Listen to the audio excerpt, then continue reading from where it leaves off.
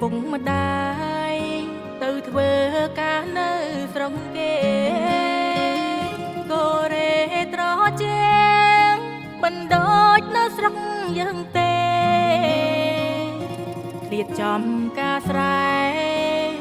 ឃ្លាតទាំងភូមិកំណាអាវធំសែនក្រាំងកក់ក្ដៅប៉ាន់តែរូបកាយតែចិនកូនម្ដាយពេលខ្លាំងបាយទឹកពុំកានទោះបីស្រុកគេហាំងស៊ីវិល័យលយឆាតនឹកស្នាដៃម្ដាយបងកើតធ្លាប់ញ៉ាំតាំងតែពីតូចក៏រែលុយវ៉ាន់តែកូនមិនភ្លេចលុយរៀលទុំគេតែដៀលថាគ្រួសារយើងទៀបតូចជំនះតស៊ូមិនចង់ចាញ់ពីងបងអានបងខូចได้ប្រដល់តាំងពីតូចកើតជាមនុស្សត្រូវចា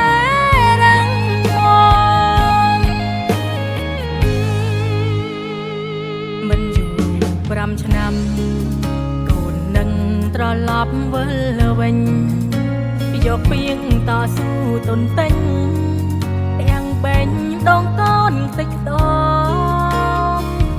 ព្រមតែជីវភាពមានតែពីថាអត់ទ្រាំក្នុងចិត្តសង្កត់មុតមមដាច់អាណត្តិគង់បានជួបវិញ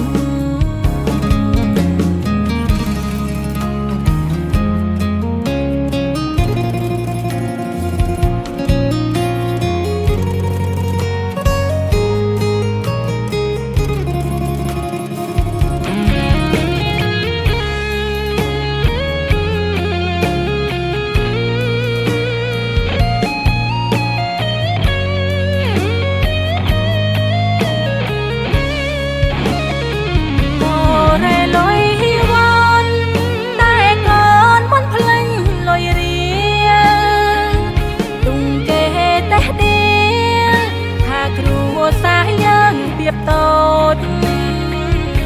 ជំនះតស៊ូមិនចង់ចាញ់ពីងបងអានបងខូ